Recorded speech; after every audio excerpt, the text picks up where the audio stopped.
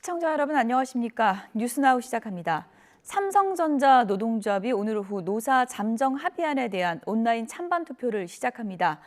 조합원 과반이 투표해 절반 이상의 찬성표를 얻어야 하는데요. 상대적으로 성과급이 적을 것으로 예상되는 비메모리 사업부와 가전 모바일 부문 조합원들의 불만이 적지 않은 상황입니다. 삼성전자 사업장에 취재기자가 나가 있습니다. 박기환 기자. 네, 삼성전자 평택 캠퍼스입니다. 네, 투표가 몇 시죠?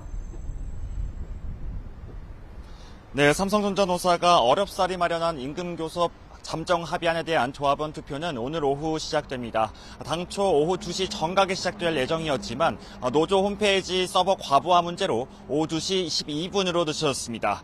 투표는 오는 27일 오전 10시까지 진행돼서 결과는 앞으로 닷새 뒤에나 나올 것으로 보입니다. 이곳에서 현장 투표가 진행되는 건 아니고요. 모두 전자투표로 이뤄집니다. 가장 인원이 많은 초기업 노조를 기준으로 7만 명 조합원 가운데 과반이 참여해 절반 이상이 찬성하면 이번 잠정 합의안은 최종 타결됩니다.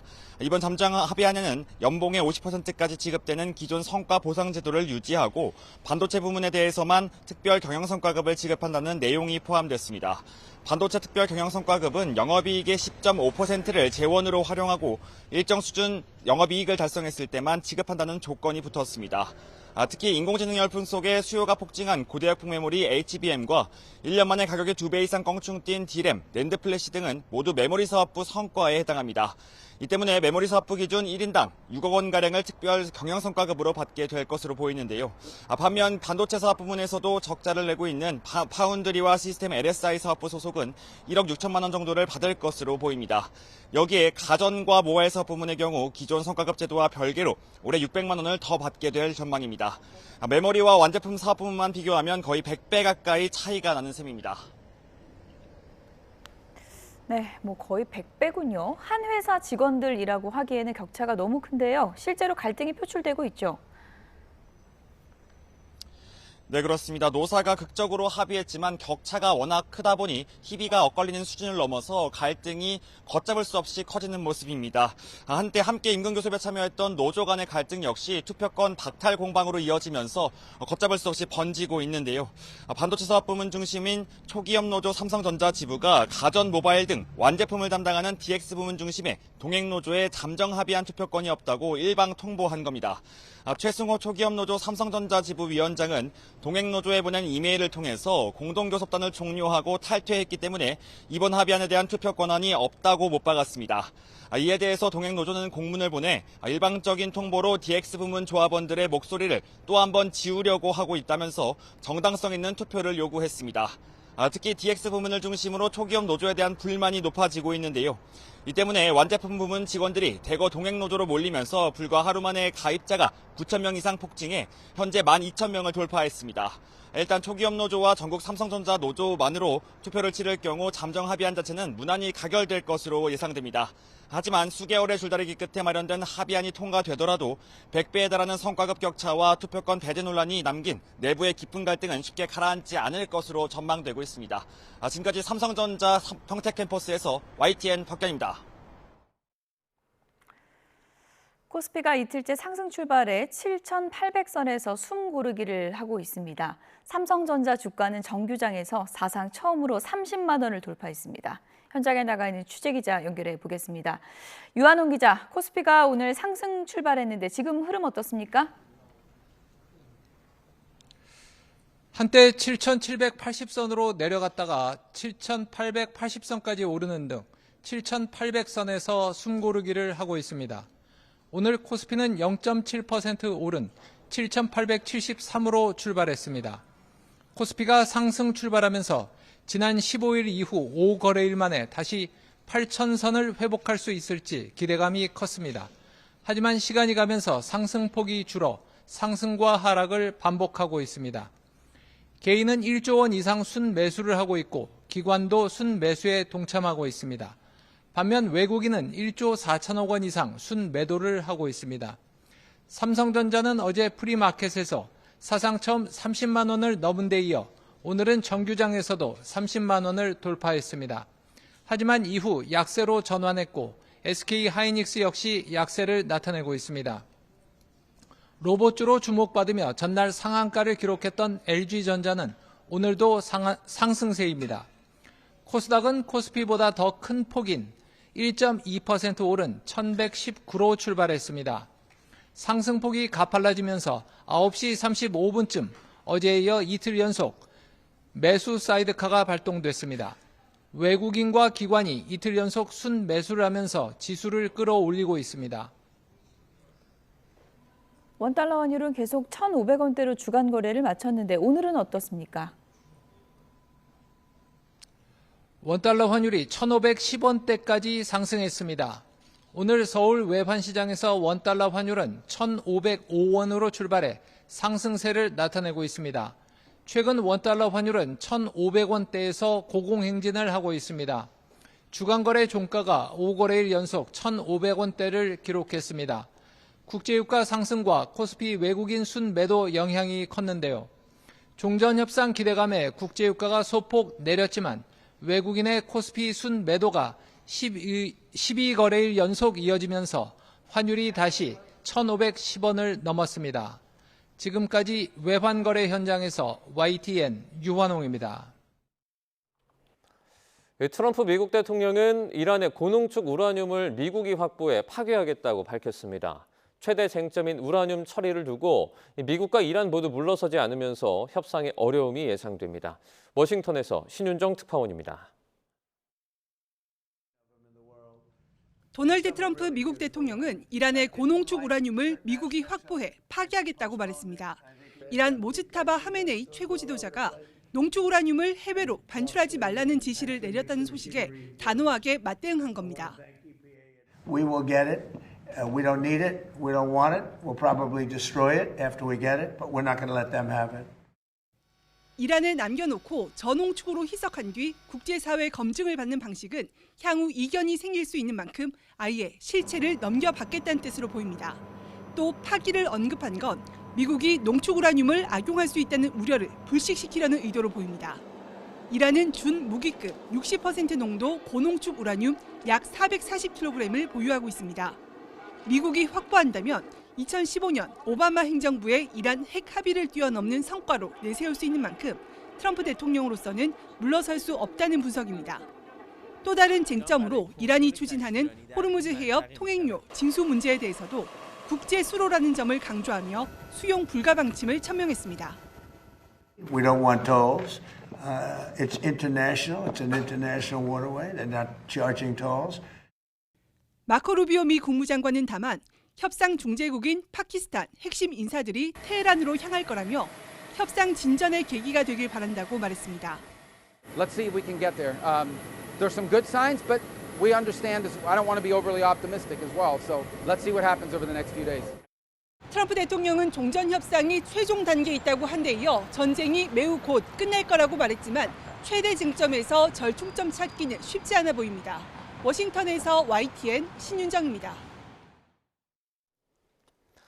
종전 협상이 막바지라는 트럼프 미 대통령의 발언이 나온 뒤에 큰 변수가 발생했습니다.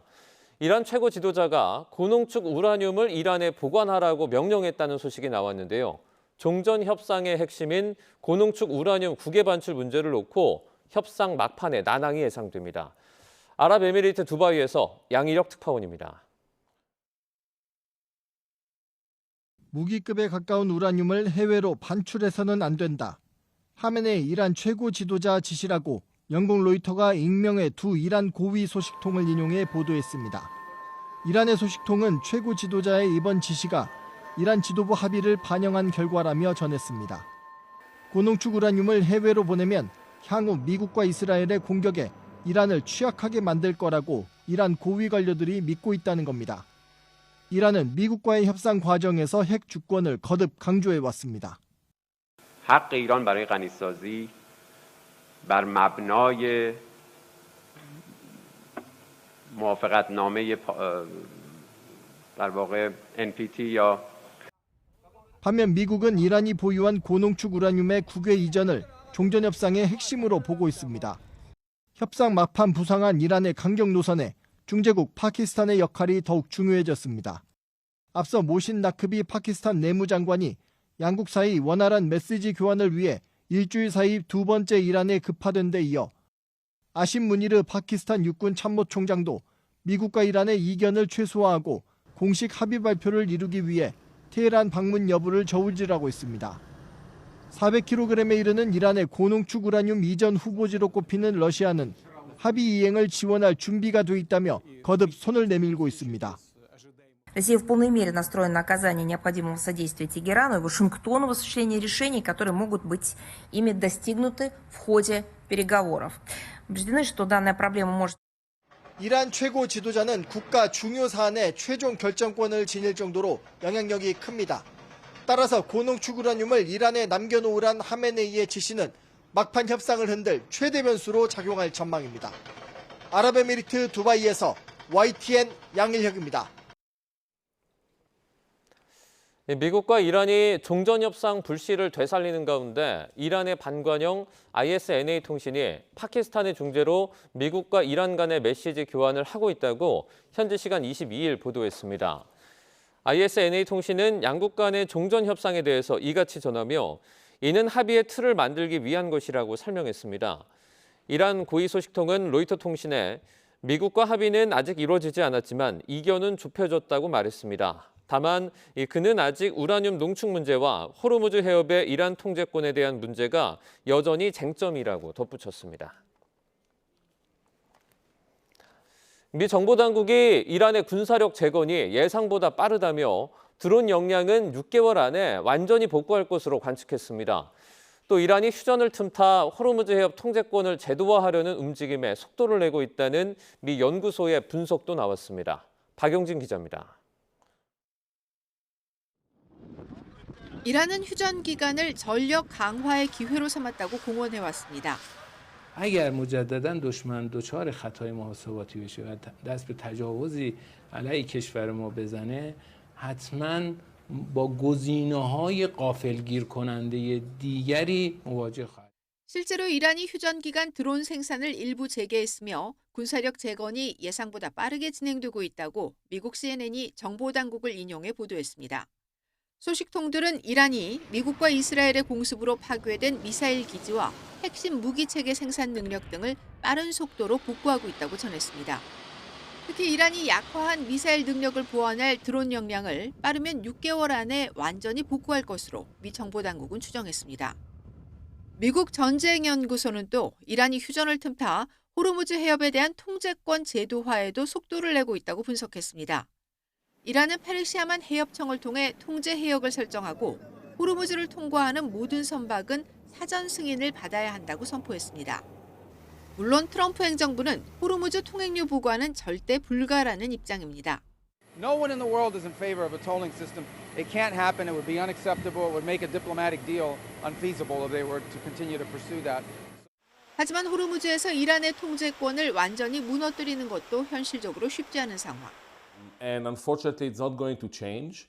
And if the U.S. will try to change this situation, then eventually the Iranians will attack them and escalation will be actually inevitable. 결국 이란은 종전 협상과 휴전 국면을 활용해 호르무즈 통제 체계 강화와 군사력 재건을 병행하며 전략적 영향력 확대를 꾀하고 있다는 분석입니다. YTN 박영진입니다. 이란이 호르무즈 해협의 상설 통행료 체계 구축을 두고 오만과 논의 중이라고 블룸버그 통신이 보도했습니다. 프랑스 주재 이란 대사 모하마드 아민네자드는 블룸버그와의 인터뷰에서 이란과 오만은 안보 서비스를 제공하고 가장 적절한 방식으로 항행을 관리하기 위해 모든 자원을 동원해야 한다며 이같이 말했습니다. 아민네자드 대사는 이는 비용을 수반할 것이고 통행료로부터 이익을 얻고자 하는 이들도 당연히 자신의 몫을 지불해야 한다고 밝혔습니다. 또 현재 호르무즈 해협 통행이 완전히 차단된 것은 아니며 통행량이 줄어든 것은 보험 비용이 과도하기 때문이라고 주장했습니다. 영국 해군이 운영하는 해상안전 정보공유기관인 영국 해사무역기구는 호르무즈 해협과 오만만 아라비아해 일대의 해상 안보 위협이 심각 단계를 유지하고 있다고 밝혔습니다. 또 호르무즈 해협을 통과하는 선박 통행량도 여전히 크게 감소한 상태라고 덧붙였습니다. 기구의 최신 안보 동향 보고서에 따르면 이 지역의 해적 위협 역시 심각 수준을 유지하고 있는 것으로 나타났습니다. 특히 지난 4월 21일부터 5월 2일 사이에 필압이 된 상선 석척이 여전히 억류돼 있는 상태라고 설명했습니다. 프랑스가 호르무즈 해협 안보를 위해 북대서양 조약기구가 어떤 식으로든 역할을 맡는 것을 반대한다고 못 박았습니다. 튀르키예 아나톨루 통신에 따르면 현지 시간 21일 파스칼 콩파브레 프랑스 외무부 대변인은 북대서양 조약은 북대서양에 적용된다며 이것은 중동과 호르무즈 문제에서의 소명도 적합한 동맹도 아니다라고 밝혔습니다. 프랑스와 영국은 호르무즈 해협 통항과 관련해서 종전 이유를 대부하기 위한 다국적 논의를 주도해 왔는데 알렉서스 그린케비치 나토 유럽연합군 최고사령관이 지난 19일 호르무즈 해협에서 나토의 역할을 구상하고 있다고 말하자 이에 반박하고 나선 겁니다. 닷새 사이에 트럼프, 푸틴 대통령과 만난 시진핑 중국 국가주석, 다음 주 방북설까지 나왔습니다. 중러 공동성명에서는 미국 일방주의를 비난하고 대북 제재를 반대한다며 북한을 두둔했습니다. 베이징에서 강정규 특파원입니다. 트럼프 대통령이 중국에 다녀간 지 닷새 만에 두 손을 맞잡은 시진핑 주석과 푸틴 대통령. 장장 18,000자에 달하는 공동성명엔 미국의 침략 정책을 비난하는 내용이 적잖이 담겼습니다. 진영 대결과 식민주의 역류가 거세지면서 정글의 법칙으로 퇴보할 위험에 직면했다는 겁니다. 当今世界很不太平，单边主义、霸权主义危害深重。 변란으로 뒤엉킨 국제사회 동요를 가라앉힐 해법으론 다극화된 세계 질서를 제시했습니다. создают очень хорошую базу для устойчивого развития в направлении создания многополярного мира. 한반도 문제에 대해서도 고립, 제재, 무력으로 북한을 위협하는 데 반대한다고 뜻을 모았습니다. 영내 긴장 고조와 군비 경쟁을 중단하라면서도 북한 비핵화 관련 언급은 빠져 있었습니다.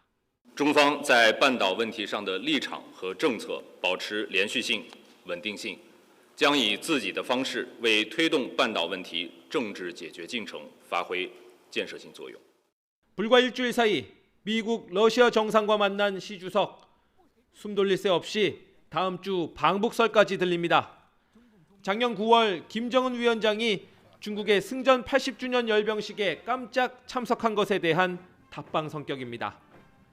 최선희 외무상과 왕이 외교부장이 서로 왕래하며 사전 조율한 만큼 분위기는 무르익은 상태입니다.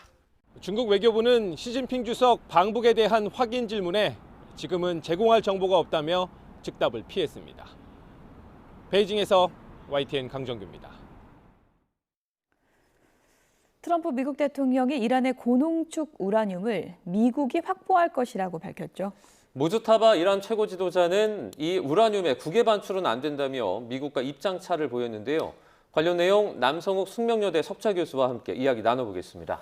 어서 오세요. 안녕하세요. 네, 전쟁이 매우 곧 끝날 것이다. 트럼프 대통령이 이렇게 얘기는 하는데 이견은 여전한 것 같습니다. 트럼프 미국 대통령의 발언 잠시 듣고 오겠습니다.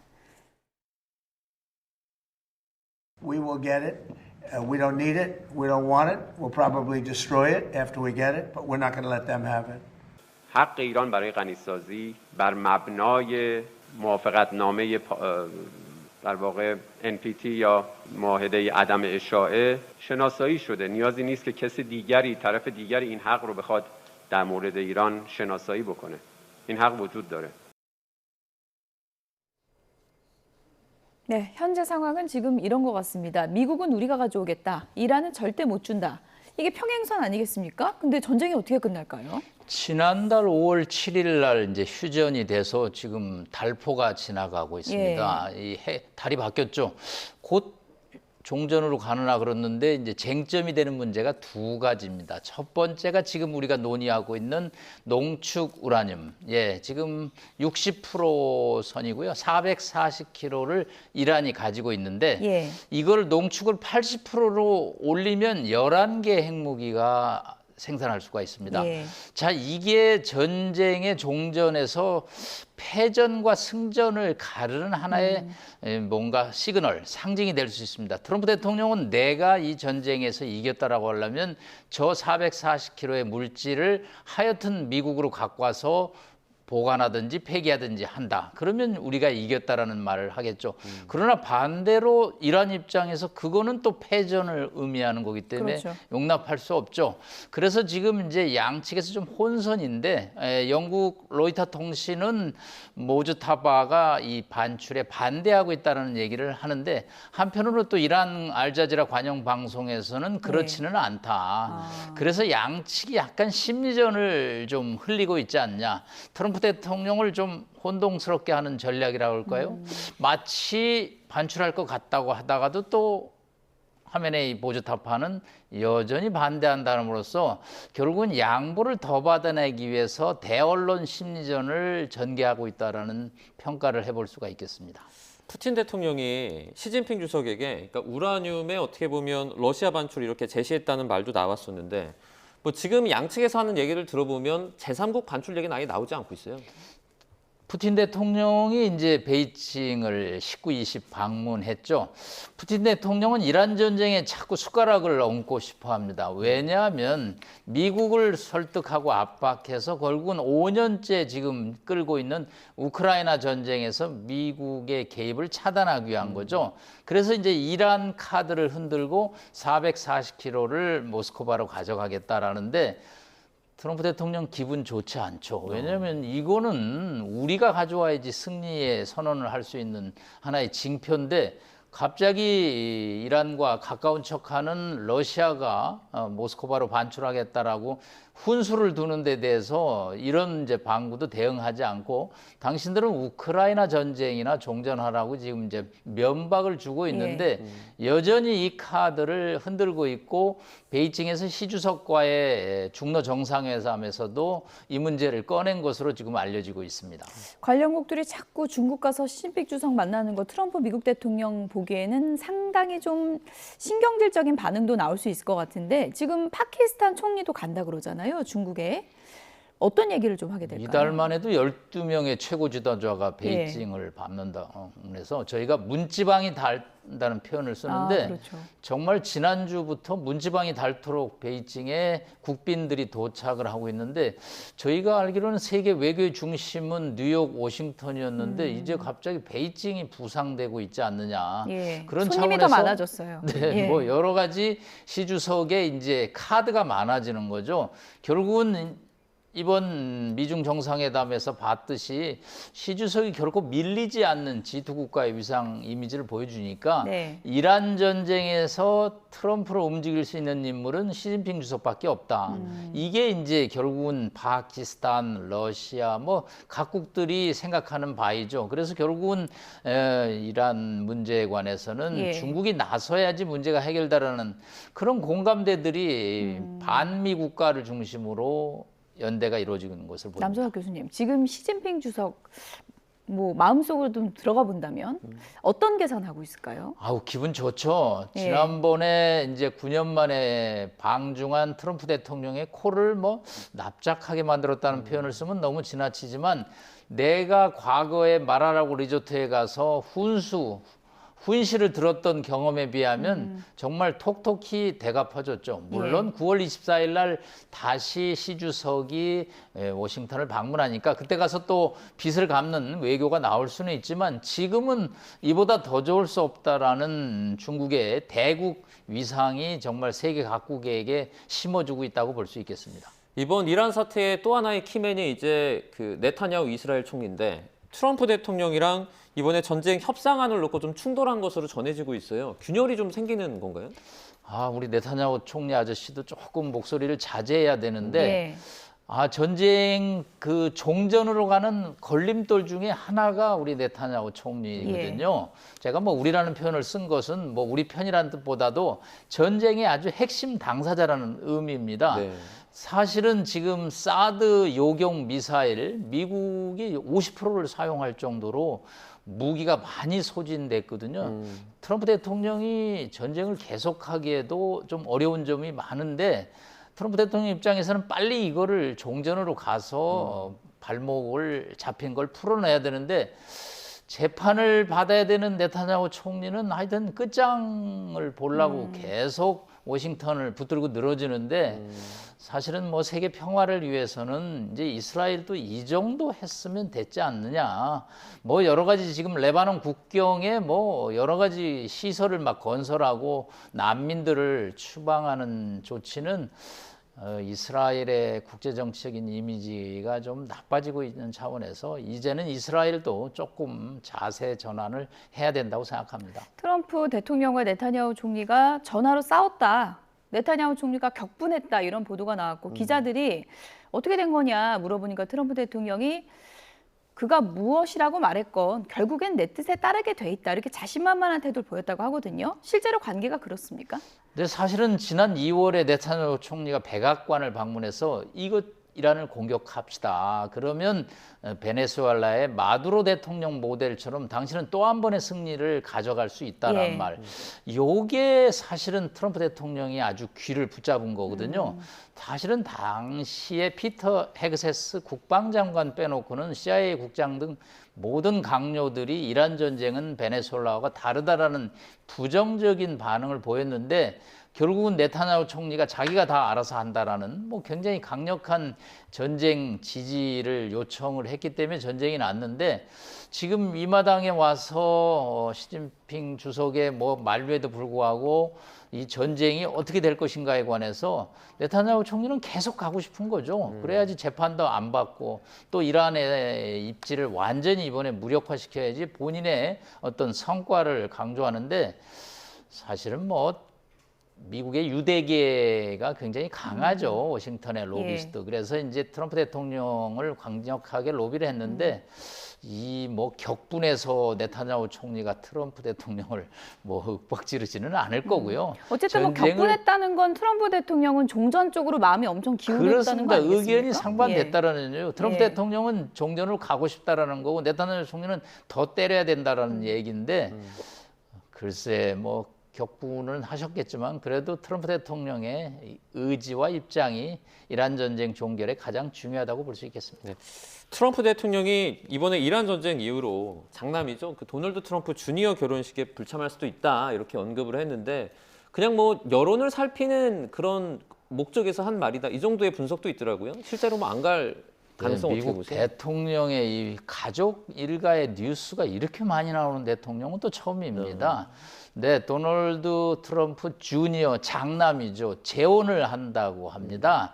바하마라고 대서양의 휴양지에서 그 사교계 여성과 결혼을 한다고 그러는데 본인이 이제 이렇게 말씀을 하셔요. 아들이 오라 그런다. 아버님 좀 와주세요. 근데 내가 가도 고민, 안 가도 고민이다. 전쟁 중에 아들 재혼 결혼식에 간다는 거에 관해서 여론이 좋을 리가 없고 또 안 가면 또 아들로부터 뭐 원망도 들을 수 있고 또 뭔가 아들 결혼식에도 안 간다라는 또 그런 얘기가 있기 때문에 가도 비난, 안 가도 비난이라고 애둘러서 얘기하는데 저는 갈 것 같은 개인적인 의견으로 주말이기 때문에 가지 않을까 하는 생각도 해봅니다. 예.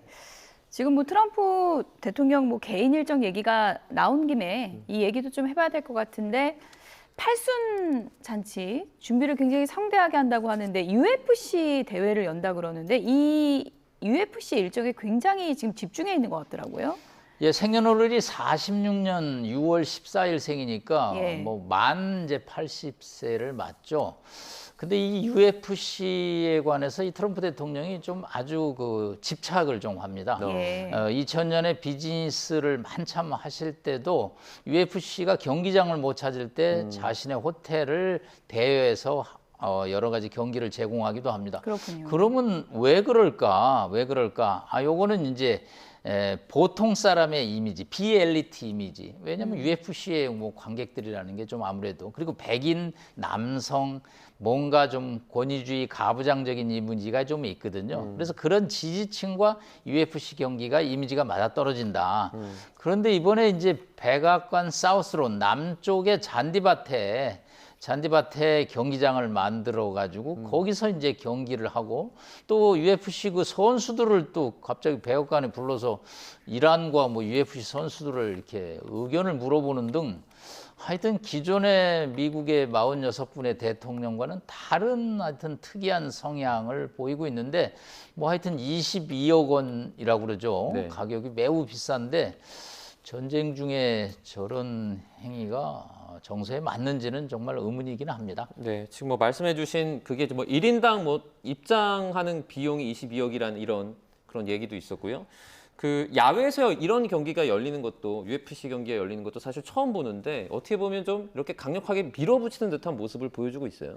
이제 강한 이미지를 보이는 거죠. 그래서 자신의 지지층들로부터 트럼프 대통령 잘한다라는 그 백악관의 이제 남쪽의 잔디밭에 경기장을 건설하는 건데 UFC는 전통적으로 실내 스포츠거든요. 왜냐하면 가까이서 봐야지만 그게 아주 박진감이 있다라는 건데 야외에서 하고 22억의 뭐 비용을 받으면 저게 이제 사람은 많이 이렇게 모일 수가 있는데 야외에서 과연 실내만큼 박진감이 있는지는 제가 전문가가 아니어서 조금 모르긴 하겠지만 정말 특이한 어떤 이벤트이긴 한 것 같습니다. 네. 어쨌든 뭐 팔순잔치가 얼마 남지 않은 건데 그 전에 종전을 하겠다는 건지 어떤 건지 트럼프 미국 대통령의 계산이 어떤 건지 좀 지켜봐야 될 것 같습니다. 지금까지 남성욱 숙명여대 석좌 교수였습니다. 고맙습니다. 고맙습니다. 네. 네, 삼성전자 노사가 합의한 성과급 배분안에 따라 실제 직원들이 얼마를 받게 될지 관심이 쏠리고 있습니다. 반도체 부문 메모리 사업부의 경우에 많게는 6억 원에 달할 수 있지만 휴대전화와 가전 같은 완제품 부문이 추가로 받는 성과급은 100분의 1 수준에 그칠 전망입니다. 손효정 기자입니다. 올해 삼성전자 반도체 부문의 영업이익 전망치는 300조 원입니다. 노사가 잠정 합의한 대로라면 영업이익의 10.5%, 31조 5천억 원은 반도체 부문에 따로 주는 특별 성과급 재원이 됩니다. 이 가운데 40%인 12조 6천억 원은 반도체 부문 모든 직원이 골고루 나눠 받습니다.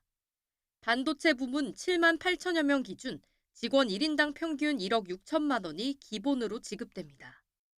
나머지 60%는 사업부 성과에 따라 나누어 받습니다.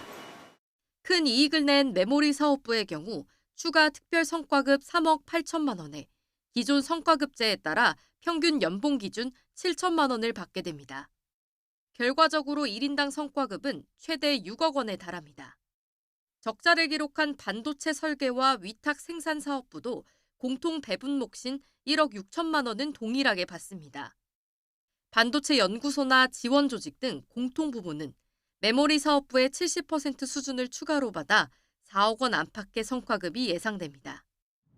다만 이번 특별 성과급은 현금이 아닌 자사주로 지급됩니다. 반면 휴대전화와 가전 같은 완제품 부문 직원 5만 명의 성과급 체계는 그대로 유지됩니다. 특별 성과급 없이 연봉의 50% 상한이 적용돼 실적이 좋아도 연봉 1억 원이라면 5천만 원이 최대입니다. 흑자를 내고도 적자 사업부보다 성과급이 적다는 반발을 고려해 600만 원 상당의 자사주를 추가로 지급하기로 했습니다. 결국 같은 회사 안에서도 사업부에 따라 성과급 격차가 최대 100배까지 벌어진 셈입니다. YTN 손효정입니다. 노사 합의에 따라서 성과급으로 6억 원을 받는 연봉 1억 원의 삼성전자 반도체 부문 임직원은 올해 근로소득세로 2억 5천만 원가량을 납부해야 할 것으로 분석됐습니다. 국세청의 시뮬레이션에 따르면 연봉 1억 원을 받는 기혼 삼성전자 직원의 결정세액은 1,274만 원입니다. 이 직원이 이번 노사 합의에 따라서 성과급이 6억 원으로 책정이 되면 근소세는 2억 4,719만 원으로 19배가 넘게 폭증합니다. 삼성전자 반도체 사업부문 중심으로 구성이 된 초기업 노동조합 삼성전자 지부가 가전 모바일 사업부문 노조에 임금 교섭 잠정 합의안 투표권이 없다고 통보했습니다. 가전 모바일 사업을 하는 DX 부문 가입 비중이 높은 삼성전자 노동조합 동행노조는 초기업 노조에 보낸 공문을 통해 어제 잠정 합의안에 대한 찬반 투표 사실을 통보받고 관련 준비를 진행해 왔다고 밝혔습니다.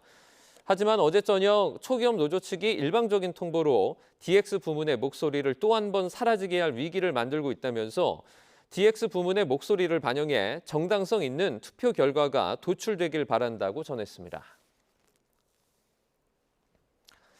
삼성전자 노사 합의 뒤 노동계는 성명과 논평을 통해 이제는 성과 공유를 논의할 시간이라고 한 목소리를 냈습니다. 정부 역시 기술 혁신이 가져오는 부가가치를 사회적으로 재분배하는 방안을 고민하기 위해 곧 사회적인 대화를 시작할 계획입니다. 이문석 기자입니다. 노동계는 삼성전자 노사가 대화로 문제를 해결한 점을 높이 평가했습니다. 그러면서 이번 합의를 성과 공유 논의의 출발점으로 삼자고 제안했습니다. 대기업 정규직 노조의 이른바 성과 독식을 끝내자는 겁니다. 한국노총은 논평을 통해 삼성전자 성장이 수많은 협력업체 노동자들이 함께 만든 결과인 만큼 과실이 공정하게 배분되는 조치가 뒤따라야 한다고 지적했습니다. 민주노총 역시 삼성의 세계적 성과가 대기업 정규직만의 전유물이 돼선 안 된다고 성명을 발표했습니다. 삼성노조에 초일류 기업노조라는 우월적 지위를 내려놓고 취약계층 노동자 권익 향상에 앞장서 달라고 요구했습니다. 정부에도 기술혁신으로 창출되는 막대한 이익이 소수에 집중되지 않게 공정한 분배 방안을 마련할 것을 주문했습니다. 이번 노사협상을 중재한 김영훈 고용노동부 장관은 한 유튜브 방송에 나와 성과 공유를 위한 사회적 대화를 곧 추진하겠다고 말했습니다. 이번 삼성전자 일을 계기로 해서 빠르게 저희들이 사회적 대화를 추진해가지고 내부의 이익 분배와 외부와의 연대, 또 사회적으로 어떻게 고르게 가져갈 것인가 한번 고민하는. 양대 노총은 정부가 21년 만에 긴급조정권 카드를 꺼내려 한 것에 대해선 노동자 압박이라고 비난했습니다. 다만 이 같은 노동 탄압에 대한 우려 목소리는 성과 공유를 요구하는 고함 속에 파묻힌 듯한 모양새입니다. YTN 이문석입니다. 삼성전자 노사가 파업 미참여자에 대한 블랙리스트 작성 의혹 등 각종 민영사 사건 고소를 취하하기로 했습니다. 삼성전자 노사 성과급 조정회의록에 따르면 노사는 파업 기간 각종 고소고발 등 민영사 사건 취하에 합의했습니다.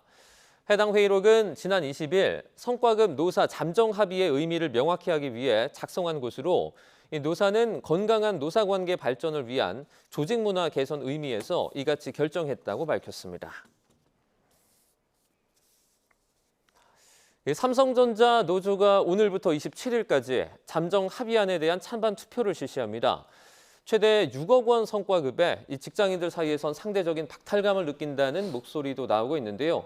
관련 내용과 우리 주식시장 상황, 이인철 참좋은경제연구소장과 함께 이야기 나눠보겠습니다. 어서 오세요. 네. 자, 먼저 이 삼성전자 노사가 도출한 임금 협상 잠정 합의안 찬반 투표가 이제 오후 2시죠. 곧 이제 시작이 됩니다. 부서 간에 이제 보상 격차 때문에 노노 갈등이 좀 첨예하게 드러난 상황인데 이 부분부터 좀 말씀을 좀 해주시죠. 그렇습니다. 오늘 안건을 보면 메모리 사업부부 1인당 6억 원이에요. 올해는 300조 원 영업이익을 추산했을 때 내년엔 10억 원입니다. 내년에 삼성전자 영업이익 추정치가 최대 490조 원, 2년 만에 16억 원 벌 수 있어요. 이렇게 여기에다가 또 이제 특별 성과급은 10년 동안 유효합니다. 올해 임금 인상률 6.2%입니다. 전체 조합은 한 8만 7천여 명이 찬반 투표해요. 찬반 투표하는데 6억 로또 맞는 메모리 사업부 임직원이 얼마나 되느냐? 약 2만 8천 명입니다. 그리고 이제 비메모리 반도체, 이른바 이제 파운드리 시스템, 이분들은 이제 1조 6천억 원, 1억 6천만 원 정도죠. 아마 이분들은 아마 컵에 물이 반이 정도 차 있다라고 보실 거예요. 위에 보면 야 6억 원 받아가는 데도 있는데 내가 좀 적어 보일 수도 있고 야 내 연봉이 1억 3천인데 1억 6천 성과급이 좀 커 보일 수도 물론 있습니다. 근데 이제 이 이른바 이제 DS 부분, DX 부분 기존에 OPI 있지만 이분들은 자사주로 600만 원어치 받아요. 상대적 박탈감 클 수 있죠. 그러다 보니 외신에서는 월급 루팡이 등장했다. 루팡은 하는 일 없이 월급 축내는 사람을 얘기합니다. 자체적으로 사내 불신의 골이 그만큼 깊어졌다라는 얘기인데요. 월급 루팡이 과연 이제 이 적자 사업 부분에 있는 사람들이냐? 저는 전혀 그렇게 생각하지 않습니다. 메모리 사업부에 더 많이 있을 수도 있다. 지금의 성과는 과거 황해 법칙으로 시작해서 지속된 투자의 결과예요. 1, 2년 전 그냥 늘 20, 30년 동안 메모리는 삼성 1등이었습니다. 거기에 순간에 올라탔을 뿐이지 지금 메모리 사업부에 더 많이 있을 수 있다라는 얘기인데요. 지금 삼성의 반도체 경쟁력 물론 중요합니다. 근데 내부 교수가 너무 지금 거의 이 정도면 상당히 굉장히 모욕적인 수준도 노노 갈등이 좀 심화되고 있는 상황이거든요. 네네. 지금 삼성전자한테 필요한 건 물론 뭐 기술적 리더십도 필요합니다만 상처받은 직원들 어떻게 끌어안을 것인가. 삼성의 경영 목표가 인화예요. 인화의 리더십이 좀 필요해 보입니다. 삼성전자와 하이닉스 직원들, 저희가 뭐 줄여서 삼전닉스라고도 요즘에 부르던데 이 직원들의 어떤 지금 발표된 수학원대 성과급 소식 때문에 뭐 같은 회사의 다른 부서라든지 또는 이제 가까운 다른 회사에 있는 일반 직장인들의 상대적 박탈감 얘기가 온라인에서 계속 나오고 있습니다. 맞습니다. 사실은 이게 지금 정말로 반도체라는 특수한 업종에 슈퍼사이클이 저는 100년 만에 한 번 정도 올까 말까한 일이에요. 아니 직장인으로 1, 2년 만에 6억 원, 10억 원씩 벌 수 있는 데가 어디 있습니까? 이건 임원진을 제외하고는 불가능한 일이고요. 네네. 삼성은 해외 매출 의존도가 상당히 높습니다. 전체 직원의 이제 국내 전체 직원 한 12만 8천여 명. 전 세계적으로 지금 공장과 해외 지사를 포함하게 되면 28만여 명이에요. 자, 그런 상황에서 지금의 어떤 반도체 슈퍼사이클은 그동안 줄곧 지속된 정말 비가 오나 눈이 오나 계속 지속된 선행 투자의 결과이고 네네. 여기다 이제 믿고 투자해둔 장기 해둔 이 주주들 협력업체의 공으로 돌이킬 수 있는데 그럼에도 불구하고 지금 보게 되면 내수 기업들 굉장히 카카오는 거의 대부분 해외 매출이 없어요. 네. 대부분 내수 기업들조차도 영업이익의 N%를 달라라고 요구하고 있습니다. 이게 지금 상생도 그렇고요. 이게 만약 가수에 비교하게 되면 나 중견 가수인데 적어도 BTS만큼은 받아야 되겠다라는 거랑 이제 비슷한데요. 문제는 이 기업들 입장에서는 인건비 부담이 고정비처럼 굳어진다는 겁니다.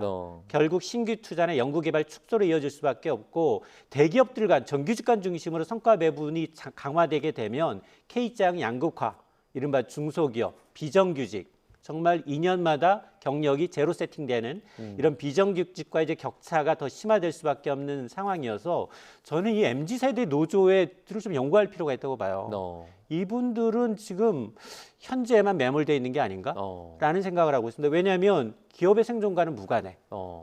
미래 없이 뭐 20, 30% 이익을 오래 소진해버리면 이게 지금 내년에 이제 굉장히 어려워질 때를 지금 생각하지 않고 있다. 네.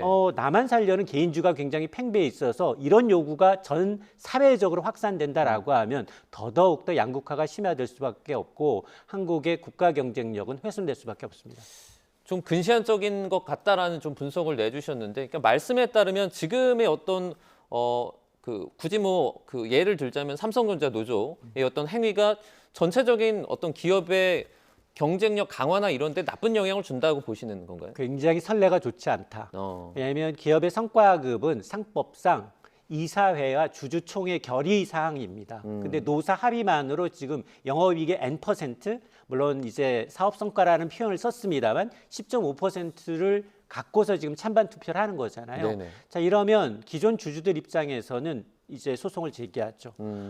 이게 왜냐하면 이제 쟁의행위를 통한 이제 노사협상이라 하더라도 네네. 성과급은 엄연하게 기준이 있는데 그걸 빼고 했기 때문에 아마 이제 기존 주주들 반발도 만만치 않아서 이게 아마 노사 갈등을 넘어서 기존 주주와 이제 이 사측의 어떤 이제 구도로 변질될 가능성도 있습니다. 이렇다 보니까 이제 민주노총, 그리고 한국노총에서는 하청 노동자도 어떤 혜택을 줘야 되는 거 아니냐 이런 주장까지 나오고 있어요. 어떻게 보세요? 사실은 뭐 대기업과 이제 양대 노총의 주장은 이거예요. 대기업과 이제 중소기업 간 양극화 해소다. 취지는 100번 공감합니다. 네네. 그런데 이제 특히나 기업의 초과이익을 공유하자. 특히 노란봉투법 시행 이외에서 원청에 하청도 요구할 수 있는 길이 트였어요. 그런데 이걸 강제한다? 이건 좀 문제가 다릅니다.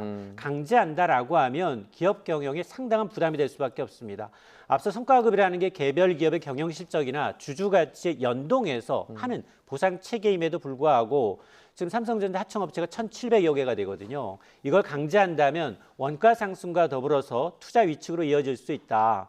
오히려 상생을 좀 고민해야 되는 게 아니냐라는 생각을 하고 있는데요. 이렇게 삼성전자가 목표를 초과한 실적을 낼 경우에는 협력업체들한테 기술을 전가한다든가 납품 단가를 좀 낮추는 방식으로 공급망 정체를 경쟁력을 키우는 방식으로 논의를 해야 합니다. 노사협상 타결 이후에 코스피 코스닥이 좀 크게 올라가고 있습니다. 오늘도 상승세를 좀 이어가고 있는 그런 모양새인데 예전에 이제 나왔다가 잠깐 사그라들었던 코스피 만 이상 간다 이런 분석들이 또 다시 튀어나오고 있어요. 맞습니다. 외국계 증권사 만 간다, 11,000 간다. 어쨌든 어제도 하루 만에 8%가 넘게 올랐어요. 네네. 정말로 이제 포모가 굉장한데요. 꿈의 만피 돌파 가능성을 정조준하고 있습니다. 특히나 보니까 이제 노사협상 타결됐죠. 반도체 공급망 차질 우려 해소됐고요. 엔비디아 어닝 서프라이즈입니다. 여기다 이제 미국과 이란의 종전협상 기대감까지 겹치다 보니까 급등하던 국제 유가와 금리가 일부 완화됐습니다. 그러니까 이제 외국계 증권사들 코스피 목표치를 계속해서 상향 조정을 하고 있는데요. 다만 아직 꺼진 불도 다시 보자. 변수도 여전하다라는 겁니다. 굉장히 너무 빨리 올랐고요. 올해도 80% 넘게 올랐어요. 코스피가. 네. 여기에다가 환율 여전히 높습니다. 또 미국의 국채 금리, 중동 정세 아직 어디 튈지 아직 모릅니다. 네. 그러니까 이제 그럴 경우에 현명하게 완급 조절하는 전략이 좀 필요해 보입니다. 네, 반도체 랠리를 넘어서 이제 코스피도 계속해서 랠리를 할 수 있을지 저희가 그 부분도 좀 추이를 지켜보도록 하겠습니다. 자, 이인철 참존경제연구소장과 함께 경제 상황 자세하게 짚어봤습니다. 고맙습니다.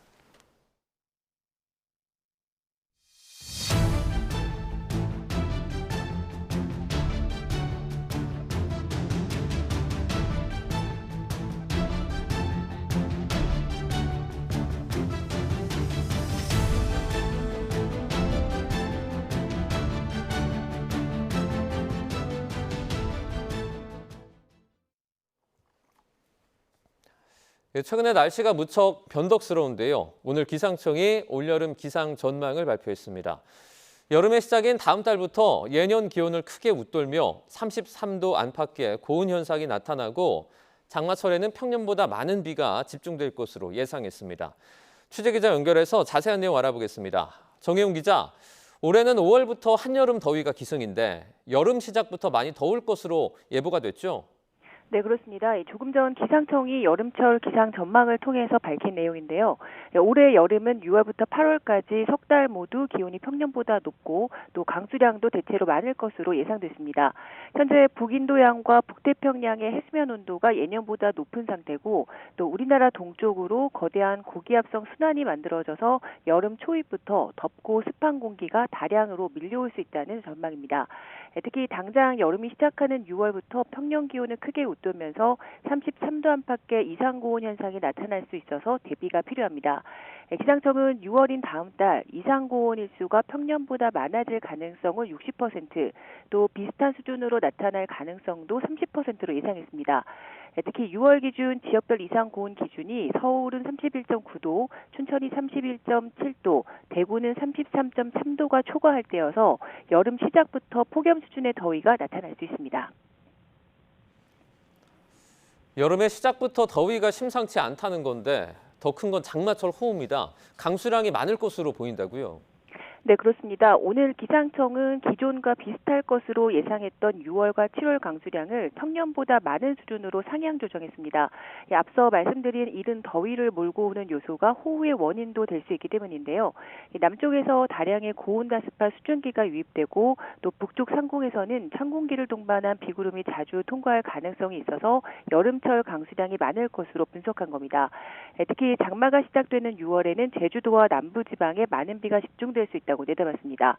또 8월 강수량은 예년과 비슷하지만 더위 속에 대기 불안정이 강화하면서 국지적으로 강하고 많은 비가 내릴 수 있다고 예보했습니다. 태풍은 예년과 비슷한 2.5개 정도를 예상했지만 해수면 온도가 높아서 강한 위력을 그대로 지닌 채 북상할 수 있어서 사전 대비가 필요합니다. 지금까지 과학기상부에서 YTN 정혜윤입니다. 스타벅스가 5.18 민주화운동 기념일에 이른바 탱크데이 프로모션을 진행한 것을 두고 논란이 확산하고 있습니다. 시민단체 고발장을 접수한 경찰이 빠르게 수사에 착수했는데 정용진 신세계그룹 회장이 직접 포토라인에 나설지 관심이 쏠립니다. 취재기자 연결해서 자세한 내용 알아보겠습니다. 조경원 기자, 먼저 어떤 일이 일어났었던 건지 정리를 좀 해주시죠. 네, 이번 논란은 스타벅스가 자사 상품에 혜택을 얹어 판매하는 이벤트 기간에 5월 18일을 탱크데이로 이름 붙이면서 시작됐습니다. 1980년 5.18 민주화운동 당시 시민들을 무력 진압한 계엄군의 탱크를 연상하게 한다는 겁니다. 또 홍보물에 함께 적힌 책상이 탁이라는 문구는 1987년 박종철 열사 고문치사 사건을 떠올리게 한다는 지적이 나오면서 비판의 목소리가 더 커졌습니다. 논란이 일자 정용진 신세계그룹 회장은 손정현 스타벅스 코리아 대표를 즉각 경질하고 있어서도 안 되고 용납될 수도 없는 부적절한 마케팅을 진행했다며 서면으로 사과했습니다. 네, 정용진 회장의 서면 사과에도 논란이 쉽게 가라앉지 않는 것 같죠? 네, 먼저 SNS를 중심으로 스타벅스 불매운동이 확산하는 모습입니다. 게시글에는 스타벅스 카드를 자르거나 텀블러를 부수는 사진과 함께 스타벅스는 끝장났다, 집에 있는 스벅 제품 다 없앴다는 등 강한 어조의 비판이 적혔습니다. 시민사회 반발도 거세지고 있습니다. 5.18 단체는 어제 광주 신세계백화점 앞에서 기자회견을 열고 정용진 회장의 사퇴를 요구했고 광주 전남 시민단체들도 스타벅스 텀블러를 부수며 불매를 선언했습니다. 같은 날 국가폭력 피해 범국민연대는 서울에서 기자회견을 열고 탱크데이가 실무자의 우발적인 사고라는 해명이 40년 전 전두환 군사정권의 해명과 똑 닮았다고 비판했습니다. 네, 이와 관련해서 정치권에서도 비판의 목소리가 나오고 있죠. 예, 먼저 이재명 대통령이 스타벅스를 직격했습니다. 이 대통령은 SNS에 5.18 희생자들과 시민들의 피 어린 투쟁을 모독하는 행위라며 저질 장사치의 비인간적 막장 행태에 분노한다고 강하게 비판했습니다.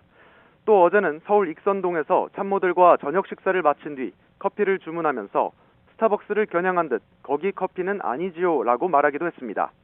불매운동은 관가로도 확산하는 모양새입니다. 윤호중 행정안전부 장관은 SNS에 스타벅스의 반역사적 행태에 깊은 유감을 표한다고 적으며 민주주의 가치를 가볍게 여긴 기업의 상품을 설문조사나 이벤트 등에 활용하지 않겠다고 밝혔습니다. 강기정 광주광역시장도 스타벅스가 5.18과 민주주의 역사를 조롱했다며 시 주관 행사에서 스타벅스 상품권을 사용하지 말 것을 지시했습니다. 네, 이번 논란에 대해서 경찰도 수사에 착수했어요? 그렇습니다. 어제 5.18 유공자들이 정용진 회장과 손정현 전 대표, 스타벅스 마케팅 담당자 등 4명을 5.18 특별법 위반과 모욕 혐의로 경찰에 고발했습니다. 서민민생대책위원회도 정 회장과 손 전 대표가 5.18 민주화운동과 유족, 광주 시민의 명예를 훼손하고 모욕했다며 경찰에 고발장을 제출했습니다. 두 고발 사건은 각각 광주 남부경찰서에 접수되고 서울 강남경찰서에 배당됐지만 서울경찰청 공공범죄수사대가 두 사건을 병합해 수사하기로 했습니다. 수사가 빠르게 진행될 것으로 보이는 가운데 정 회장이 직접 포토라인에 나설지도 관심입니다.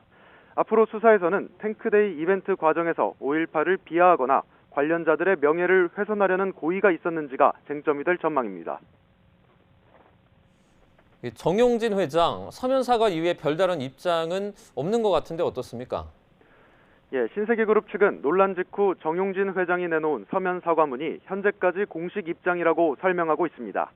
정 회장의 사과 이후 김수환 이마트그룹 총괄 부사장이 5.18 단체를 찾아 직접 사과를 시도했지만 단체는 약속되지 않았다며 만남을 거부하기도 했습니다. 신세계그룹 측은 이벤트 기획 경위에 대해선 내부 조사를 진행하고 있다며 조사 결과를 빠르게 공개하기 위해 노력하고 있다고 덧붙였습니다. 해외에 있던 정용진 회장은 최근 급히 귀국한 것으로 알려졌는데 국민 앞에 모습을 드러내고 고개를 숙일지 관심이 쏠립니다. 지금까지 사회부에서 YTN 조경원입니다. 권오을 국가보훈부 장관은 5.18 민주화운동 기념일에 탱크데이 마케팅을 한 스타벅스 코리아에 깊은 유감을 표하고 허위 사실이 유포되지 않도록 모니터링을 강화하겠다고 밝혔습니다. 권 장관은 SNS에 5.18 민주화운동의 숭고한 정신과 유공자 희생을 기리는 건 모든 국민의 사회적 책무고 기업 역시 예외가 아니라며 이같이 적었습니다. 보훈부는 이번 논란 이후에 부처 행사에서 스타벅스 상품권 등을 활용했던 사례를 조사하고 당분간 이를 사용하지 말라는 내부 지침을 내린 것으로 전해졌습니다. 관저 이전 공사 특혜 의혹을 받는 윤석열 정부 비서실 핵심 인물들이 오늘 구속의 갈림길에 섭니다. 어제 첫 구속영장이 기각된 2차 종합특검의 두 번째 신병 확보 시도인데 이번에는 성공할지 관심이 쏠립니다. 현장에 취재기자 연결합니다. 유세영 기자. 네, 서울중앙지방법원입니다. 네, 오늘 윤 정부 대통령실 고위 관계자들이 줄줄이 영장 실질 심사를 받죠. 네, 일단 김호진 전 관리비서관부터 시작됐습니다. 서울중앙지법은 오늘 직권남용 혐의를 받는 김 전 관리비서관의 구속 전 피의자 신문을 진행했습니다. 지난 2022년 관저 이전 공사 당시 무자격 업체인 21g의 공사비를 지급하기 위해 행정안전부 예산을 불법 전용한 혐의인데요. 이어서 오후 1시 40분에는 윤재순 전 총무비서관이, 오후 4시에는 김대기 전 비서실장이 같은 혐의로 구속 전 피의자 신문을 받습니다. 권창명 2차 종합특검팀의 두 번째 신병 확보 시도인데요. 앞서 이은우 전 KTB 원장에 대한 영장은 기각됐는데 이번엔 성공할지 관심입니다. 종합특검은 오늘 홍장원 전 국정원 1차장에 대한 소환 조사도 진행하고 있죠. 네, 종합특검팀은 오늘 오전부터 홍 전 차장을 내란 중요임무 종사 혐의 피의자 신분으로 불러 조사하고 있습니다. 국가정보원이 미국 중앙정보국 CIA의 비상계엄 취지를 설명하는 등 정당화하려 했다는 의혹 관련인데요. 홍 전 차장은 출석하며 혐의를 부인했습니다. 직접 들어보시겠습니다. 과연 조태원 원장이 저한테 그런 지시를 할 수 있는 상황이었는지 한번 생각해 보시면 어느 정도는 상식적인 선에서 이해될 수 있을 것 같아요. 2차 특검은 비상계엄 당시 1차장 산하 해외 담당 부서 직원이 CIA 한국 책임자를 국정원으로 불러 계엄 선포 취지를 설명한 거로 보고 수사 중인데요. 홍 전 차장이 이 과정을 보고받고 제가했다고 의심하고 있습니다. 김건희 씨에게 로저비비의 가방을 선물한 혐의로 기소된 김기현 국민의힘 의원 부부의 첫 정식 재판도 시작이 됐죠. 네, 서울중앙지법은 오늘 오전 10시부터 청탁금지법 위반 혐의를 받는 김 의원과 아내 이모 씨의 첫 공판을 진행 중입니다. 김 의원은 재판에 출석하며 혐의를 강하게 부인했는데 직접 들어보겠습니다. 여러 차례 말씀드렸잖아요. 정치적 편향 특검이 억지로 혐의를 덮으시는 건데. 혹시 가방 주고 청탁한 혐의는 인정하시나요? 터무니없는 빨리 커담. 김 의원 부부는 지난 2023년 3월 김건희 씨에게 시가 267만 원 상당의 로저비비의 클러치백 1개를 제공한 혐의로 기소됐습니다. 특검팀은 당대표 당선에 대한 대가로 명품 가방이 제공됐다고 보고 청탁금지법을 적용했는데요. 앞서 3차례 열린 공판 준비기일에서 김 의원 측은 가방을 준 사실은 인정하면서도 사회적 예의 차원이었다며 혐의를 부인했습니다. 지금까지 서울중앙지법에서 YTN 유서연입니다.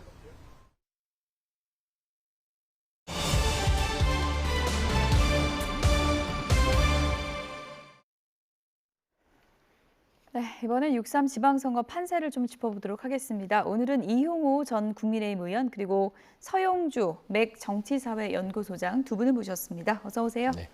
네. 이번 선거 핫플로 꼽히는 북구 갑. 단일화 이슈는 이제 사라지는 걸까요? 관련 영상부터 보시죠.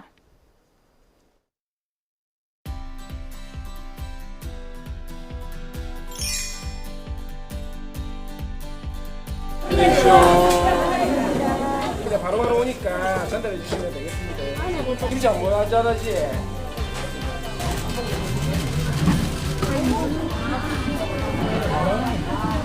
저도 어머니 좋아합니다.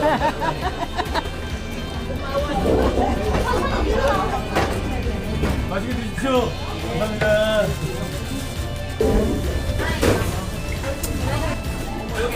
맛있게 드십시오. 제가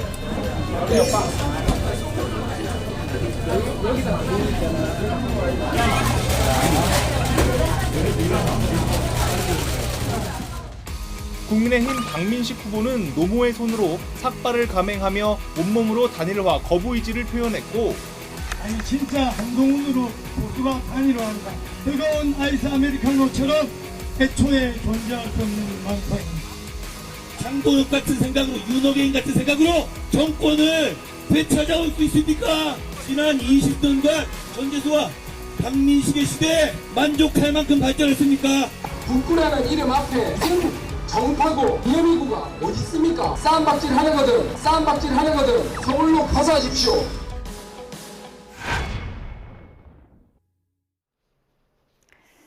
네, 보수 후보 2명, 단일화 하나, 이게 최대 변수로 꼽히고 있었는데 박민식 후보가 삭발을 해버렸어요. 네.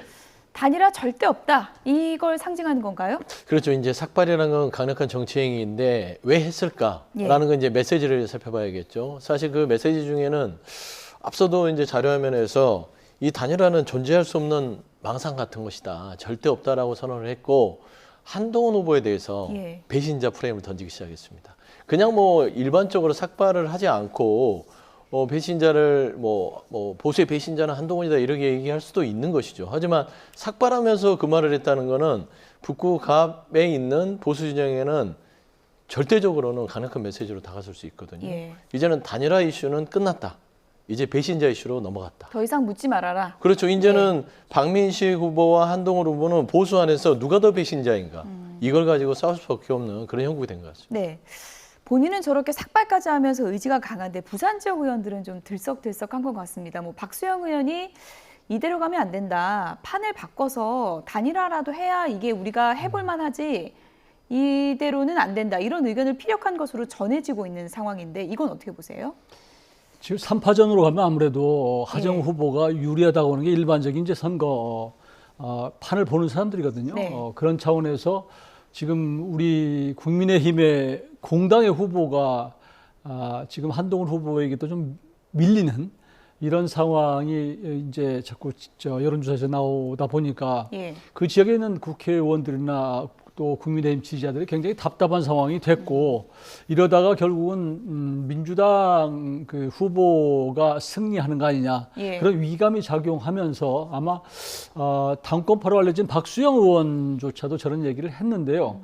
제가 내용을 보니까 박수영 의원의 얘기는 두 가지요. 하나는 장동혁 대표가 싫어서 이번에는 안 찍는다는 한 부류가 있고, 또 하나는 한동훈 후보를 돕지 않는 국민의힘은 안 찍는다. 이 두 가지 부류인데, 제가 봐서 박수영 의원의 성향으로 봐서는 이 한동훈 후보를 돕기 위해서 단일화를 하자, 이런 것보다는 오히려 아마 장동혁 그 당대표에 대한 여러 가지 이 여론이 썩 좋지 않으니 장동혁 대표가 좀 위선으로 확실하게 물러나주고 무슨 결단을 내달라, 이런 쪽이 저는 가까운 것으로 보여요. 지도부에 말하는. 그렇죠. 저는 그쪽에 더 방점이 있다고 생각하는데, 대부분의 지금 선거를 보는 사람들은 오히려 단일화 쪽에 무게를 두고 있는 것 같은데, 저는 박수영 의원은 그런 쪽으로 지금 얘기를 하고 있고, 그러나 그게 뭐 받아들여지겠습니까? 근데 이제 우리 박민식 후보 같은 경우에도 삭발까지 하면서 지금 단일화를 거부하고 있는 상황인데, 자꾸 단일화 이슈가 나오면 나올수록 이 박민식 후보한테는 사실은 어려워요. 지금 2강 1중 상태가 되기 때문에 오히려 자꾸 지지도가 빠져나가서 다른 쪽으로 전략적으로 가는 그 모습을 보면서 더 이상 빠져나가는 것은 막기 위한 그런 불가피한 그 본인의 결연한 그런 조치가 아닌가 싶습니다. 보통은 의원님 저렇게 삭발하면 표가 좀 오릅니까? 어떻습니까? 삭발한다고 해서 큰 표가 온다고 보기는 어렵지만 본인의 이제 어떤 강한 의지를 보여주는 측면은 있고요.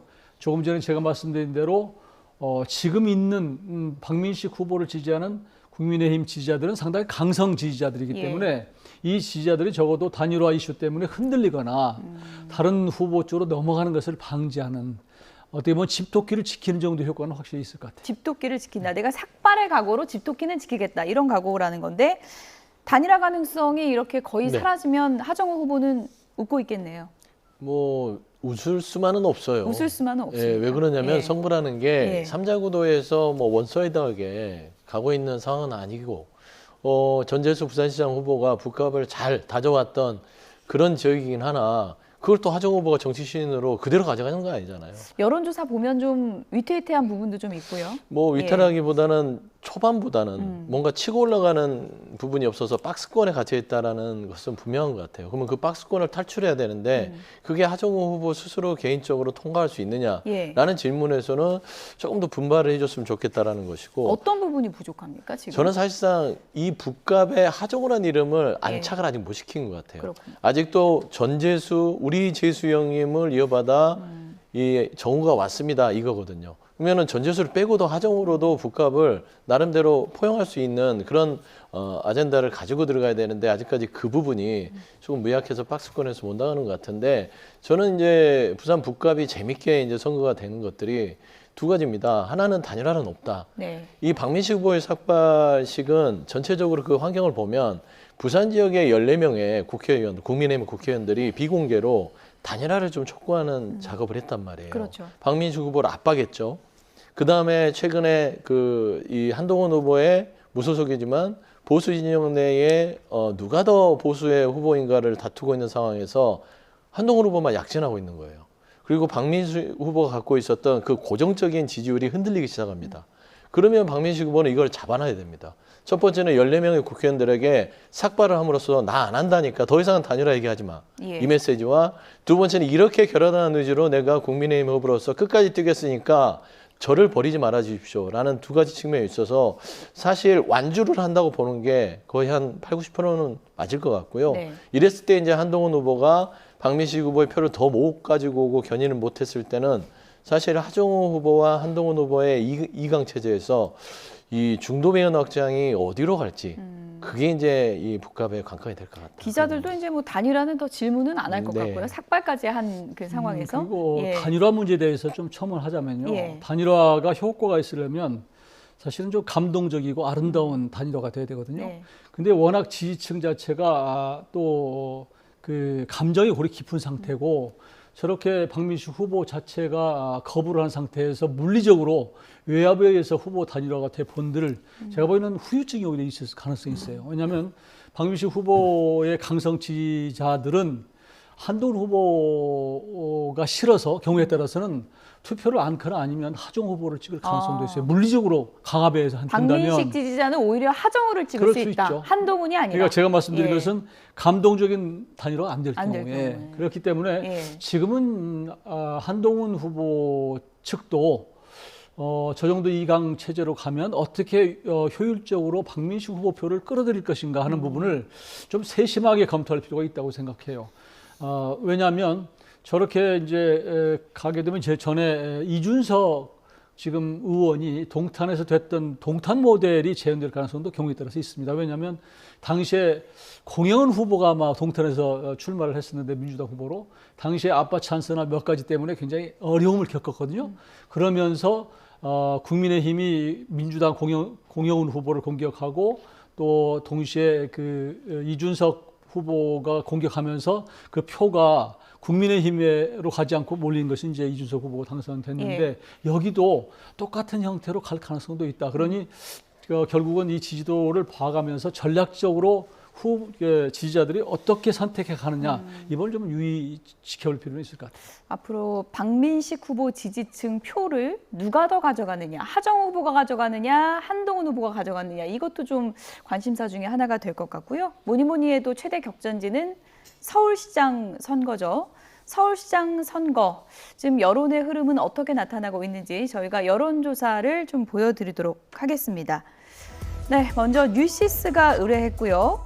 에이스 리서치가 조사를 했습니다. 조사 기간은 5월 19일에서 20일 양일간 진행을 했고요.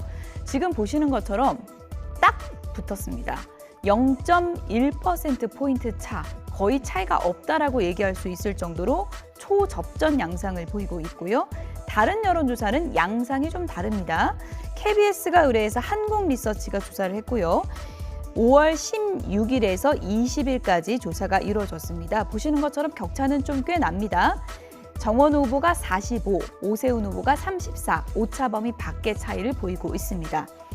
어느 여론조사를 믿어야 될까? 이거 보면서 헷갈린 분들 많을 것 같은데 어쨌든 딱 붙은 여론조사가 가장 최근 양일간 했기 때문에 오세훈 후보 측에서는 좀 고무가 됐을 것 같아요. 네.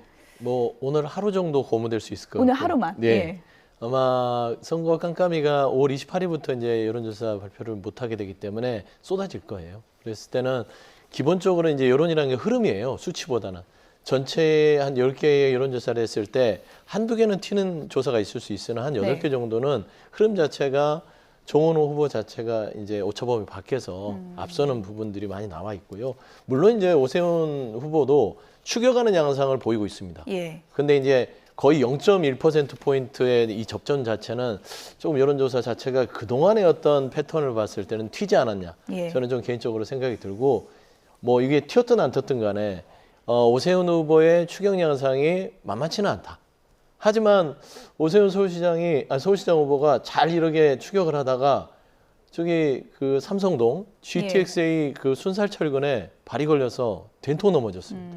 그렇기 때문에 저는 그 여파가 나머지 D-12일, 특히 사전투표면 D-한 7일 이내에 굉장히 큰 영향을 주기 때문에 여론조사가 아마 오늘 이후에 나오는 주말 넘어서 월요일쯤 나오는 조사를 보면 이 격차가 오차범위 밖에서 나오는 양상들을 더 쏟아낼 가능성이 크지 않을까 조심스럽게 좀 예측해 봅니다. 철근에 정말 넘어졌는지 안 넘어졌는지는 이제 조사가 상반된 수치들이 나오고 있기 때문에 저도 단정해서 말은 못하겠는데 어쨌든 딱 붙은 여론조사는 ARS 조사고요.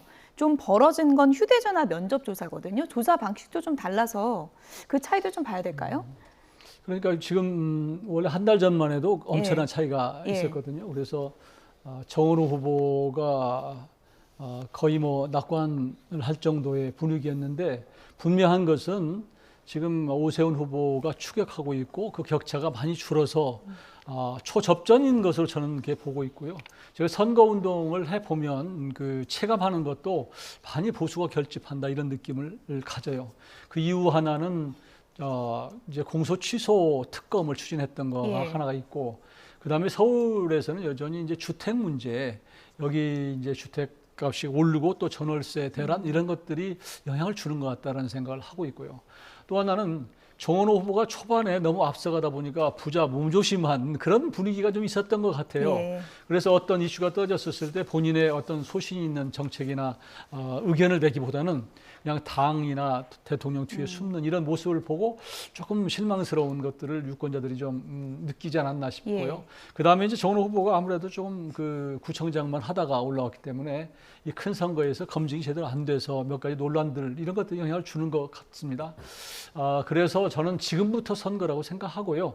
이 추세라고 하는 게 중요하기 때문에 지금부터 이제 뭐 본격적인 선거운동이 치러지고 있기 때문에 결국은 20% 안팎의 부동표가 어디로 갈 것이냐 이 부분이 이제 좌우할 텐데, 그리고 나중에 투표율 여기가 관건이라고 생각하는데 저는 얼마든지 골든 크로스가 생길 수 있다. 오세훈 후보가 저는 이길 수도 있다. 저는 그렇게 기대하고 있습니다. 만약에 지금 상승세가 맞다면 오세훈 후보 전략 중에 하나가 눈에 띄는 게 이제 유승민 전 의원하고 최근에 많이 다녔잖아요. 장동혁 대표는 좀 거리두기를 했고 이런 게 좀 유효했다고 보세요?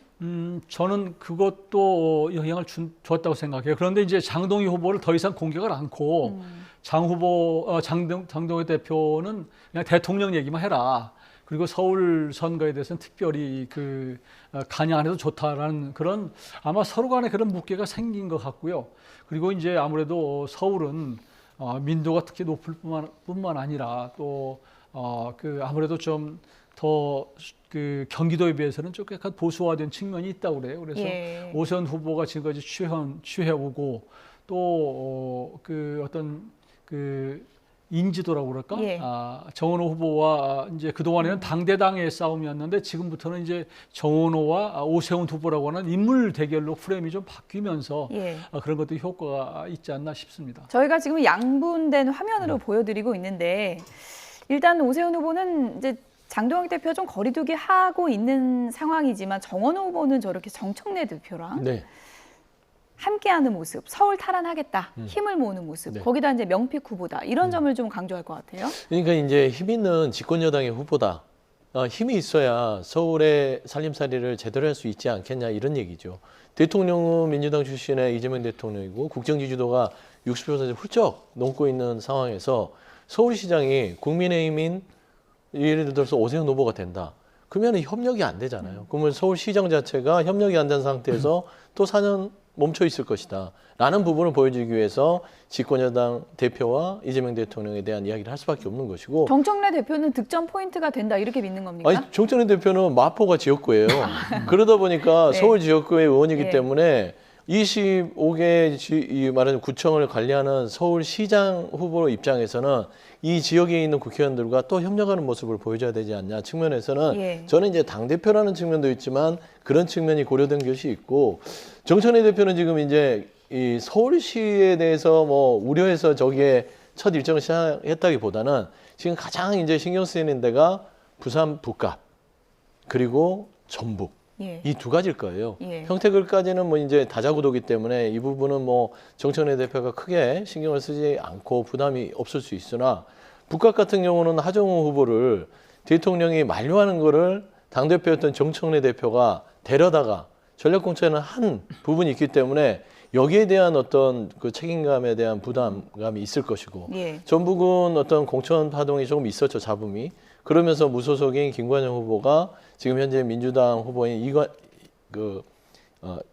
이원택 예. 이 후보랑 또 이렇게 접전을 하고 있기 때문에 이 두 개 정도에 대해서 좀 신경을 쓰는 것이고, 예. 첫날 일정은 서울시장 이게 지방선거의 꽃 아니겠습니까? 그래서 아마 절차를 갖다 생각합니다. 정청래 대표의 속내까지 자세하게 짚어준 서영주 네. 소장님의 분석을 좀 들어봤고요.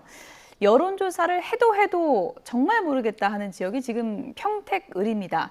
평택을 선거구도에서는 진보 진영만 놓고 보면 진짜 진보가 누구인가 이런 논쟁이 좀 벌어지고 있는 상황인데요. 유시민 작가가 김어준 뉴스공장에 출연해서 이런 얘기를 했습니다. 어떤 얘기인지 들어보시죠. 원래 민주당 사람이에요. 민주당 후보하고 싸우고 있다는 게 되게 기괴해요. 지금 원래 민주당 사람인 조국이 저거로부터 공격받아가지고 배척당하고, 그리고 다른 당을 만들어서 후보로 나와 있는데 민주당의 후보와 싸우고 있어 주로. 민주당의 후보는 누구냐? 저쪽 당에서 온 사람이야. 평택을 선거에 김영남 후보가 되면 당장 민주당한테는 좋겠지만 대한민국에 저게 좋을까? 이런 걱정을 좀 하고 있는 거죠. 통합과 연대를 하면서 사회개혁을 끌어나가는 그런 권력 쟁취, 그런 걸 하기 위해서는 조국 후보가 당선되는 것이 좀 낫지 않을까? 네, 유시민 작가 발언 내용 그대로 들려드렸습니다. 그러니까 지금 평택을은 정말 기괴한 선거다. 저쪽 당에서 온 사람이 왜 되냐. 조국이 돼야 된다 이런 얘기거든요. 네. 뭐 평택을 선거가 기괴하긴 해요. 예. 부정선거론자인 황교안 자유혁신당 대표도 후보로서 나갔으니까. 근데 저는 유시민 작가의 말 자체가 저렇게 그 조국 지지 선언을 하는 것까지는 이해가 돼요. 예. 개인적으로 본인은 조국 후보가 좋다는 예. 거잖아요. 근데 이게 민주당을 부정하는 발언일 수 있습니다. 예를 들면 아니 조국 후보가 민주당 사람인데 따지고 보면 행간이 왜 민주당 후보를 냈냐 얘기예요. 그러면 정청래 대표가 잘못했다는 소리잖아요. 조국 후보가 진짜 민주당 사람인데 싸우게끔 안 만들어져, 원초적으로. 그렇지 않습니까? 그러면 공천한 민주당 지도부는 뭐냐? 당신들은 조국을 민주당 후보로 생각하지 않고 적들과 싸웠고 고초를 겪었던 조국을 힘들게 한 사람들이다. 책임져라. 저는 이 얘기로 해석이 되고요. 두 번째는 그러면 김용남 후보의 개인으로 보시죠. 이분은 보수 쪽에 있다가 이재명 대통령이 후보 시절에 통합을 위한 상징성으로 영입한 인재입니다. 그럼 이재명 대통령한테 지금 각을 세우는 거예요. 왜 민주당의 DNA가 없는 사람을 데려와서 이 혼란을 초래했습니까? 예. 통합과 연대, 사회개혁을 할 사람은 조국인데 조국을 기한지 김용남 후보를 데려와서 왜 이 난리를 만드느냐 이거라고밖에 해석이 안 되잖아요. 그러면 결국에는 조국 후보를 지지하면서 이재명 대통령을 비판하고 정청래 대표의 책임을 묻는 말이다. 그러면 유시민 작가가 바라는 건 뭐예요? 조국의 어떤 조국의 신당과 조국 후보가 민주당의 대표가 된다. 그런 얘기입니까? 그런 건 아니잖아요. 선거는 선거예요. 그냥 평택을의 유권자들이 조국 후보가 민주당스럽고 진보 진영 내에서 쓸만한 인재다고 하면 표를 줄 거 아닙니까? 그건 조국 후보한테 달린 것이지 왜 구조조정을 통해서 조국 후보가 당선돼야 된다라고 얘기를 하는지 이런 부분들은 개인적인 취향으로만 저는 듣고 싶으나 개인적 취향입니까? 아니면은 친문 진영 전반에 섭섭함이 좀 있는 겁니까? 저는 섭섭함을 토로했다고 봐요. 왜 이렇게 조국 후보를 힘들게 하느냐. 그리고 김용남 후보에 대한 또 디스도 있다고 봐요. 그래서 이게 지난번에 조국혁신당 민주당 합당 과정에서도 예. 김어준 씨와 유시민 작가가 합당 찬성론에 힘을 실으면서 여러 가지 갈등을 겪었듯이 이번에도 평택을에 조국 후보 지지 선언하면서 민주당의 갈등을 초래해버리는 발언. 이게 과연 뭐 일단 단순한 개인적인 지지선으로 보기에는 예. 유시민 작가의 이 빅마우스의 크기가 좀 논란이 될 수 있겠다. 예. 자제해 주셨으면 어떨까 생각합니다. 네. 어쨌든 뭐 기괴한 선거다 이렇게 표현을 했는데 여론조사 흐름도 저희가 잠깐 짚어보겠습니다. 평택을의 유권자들은 뭐 후보가 너무 많아서 좀 헷갈린다 이런 반응도 보인다고 해요. 지금 보시는 것처럼 5명의 후보가 난립하고 있다 뭐 이렇게 표현을 해도 되겠는데 지금 뭐 이 조사에서는 김용남 후보가 가장 높게 나왔지만 또 조국 후보가 높게 나오는 그런 여론조사도 있고 또 하나의 변수가 바로 보수 후보 단일화입니다. 유이동 후보가 황교안 후보하고 단일화 깊게 고려하고 있다. 긍정적인 시그널을 보냈거든요. 합친다고 보십니까? 저는 평택을에서 예. 단일화가 시작된다면 황교안 대표가 키를 갖고 있을 것 같아요. 아, 그렇군요. 본인이 포기를 하거나 누구 지지를 하면서 이제 사퇴하는 이런 형태가 되면 거기서부터 이제 단일화가 연쇄적으로 일어날 텐데 유이동 후보가 만일 황교안 그 후보의 지지를 받으면 상당히 당선권에 가까이 가는 그런 그 단순한 데이터를 보면 이렇게 될 수 있거든요. 그런 상태가 되면 이제 민주당이나 혹은 조국 후보 같은 경우에도 그러면 이대로 두면 자칫하면 뺏길 수도 있다는 위기감이 생기면 자연스럽게 2차 연쇄에서 예. 연쇄적으로 단일화가 이루어질 수 있다고 생각합니다. 김용남 조국도 합친다. 그럴 경우에는 이제 여러 가지 예. 생각해 보겠죠. 예. 이제 그게 김재현 후보라는 또 진보당 후보가 있기 때문에 거기하고만 단순히 합쳐서 이길 수 있으면 또 거기서 1차 예. 끝낼 수 있을 것이고 아니면 그게 또 다시 김재현 후보가 예를 들면은 김용남하고 합치거나 또 그러면 또 다른 후보를 자극해서 연쇄적으로 일어날 가능성이 예. 있는데요.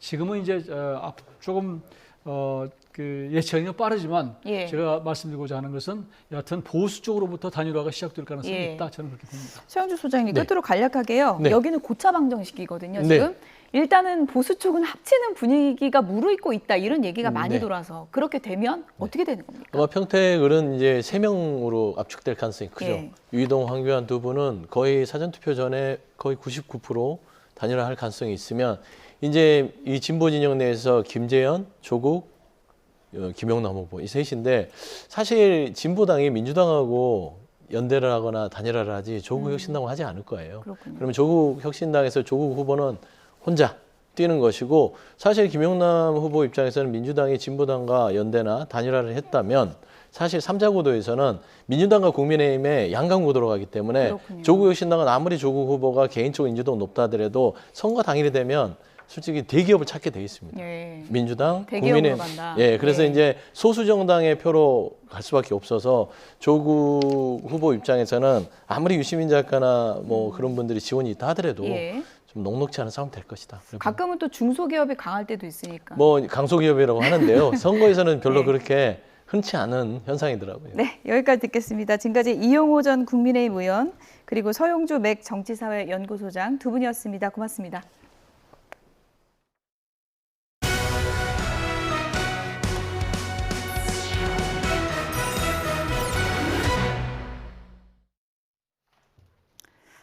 격전지 후보자들을 직접 만나서 돌직구로 묻는다. 후보 똑똑 첫 장소는 이번 선거 최대 격전지 조금 전에도 짚어봤던 경기 평택을입니다.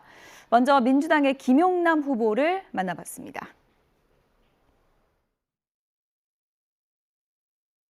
포장지 다 빼고 매콤하게 묻는다. 후보 똑똑 강민경입니다. 오늘은 정청래 지도부의 지원을 한 몸에 받으며 이곳 평택을에서 기반을 닦고 있는 민주당 김용남 후보를 만나보겠습니다. 네, 후보님 일단 공식 선거운동이 이제 막 시작을 했거든요. 그래도 하루 동안 열심히 달리셨을 텐데 소감은 어떠신가요? 저는 이번 선거에 무거운 책임감과 사명감을 갖고 있습니다. 사실은 이재명 정부 들어서 펼치고 있는 중도 보수 확장 전략이 임명직뿐만 아니라 선출직에서도 통하느냐 거의 분기점이 평택 의뢰서에 저의 당선 여부에 달려 있다고 보기 때문에 더 열심히 뛰고 있습니다. 네, 후보님, 이곳 평택을이 굉장히 격전지거든요. 그래서 이 평택을을 위한 나만의 공약 딱 한 줄로 소개 부탁드립니다. 한마디로 요약하면 서울보단 평택 특례시. 네, 알겠습니다. 후보님, 이제부터 조금 송곳 질문 들어갑니다. 첫 번째로 사실 평택을은 어쩔 수 없이 지금 단일화가 화두인 것 같거든요. 후보님, 이 자리에서 딱 단일화에 대한 입장 한마디로 정리해 주시죠. 없다. 없다라고 저희가 100% 이해해도 되겠습니까? 네. 알겠습니다. 후보님, 사실 또 선거는 인지도 싸움이거든요. 그런데 사실 상대 경쟁자죠. 조국혁신당의 조국 후보가 이번에는 당보단 인물을 봐라 이렇게 이야기를 했거든요. 이 말은 사실 인물은 자기가 더 낫다 이런 주장이기도 한데 후보님 이에 대해서 혹시 반박하실 수 있겠습니까? 생긴 거를 말씀하시나요? 근데 네. 인지도는 두 가지 종류가 있죠. 영어로 하면 famous가 있고 notorious가 있고 famous한 거는 선거에 도움이 되겠습니다만 노토리어스한 인지도는 선거에 도움이 안 되죠. 저는 페이머스 쪽 아닌가요? 그럼 페이머스한 김용남 후보님 활약 앞으로 기대해도 되겠네요. 마지막 질문입니다. 후보님 사실 제일 예민한 질문일 텐데요.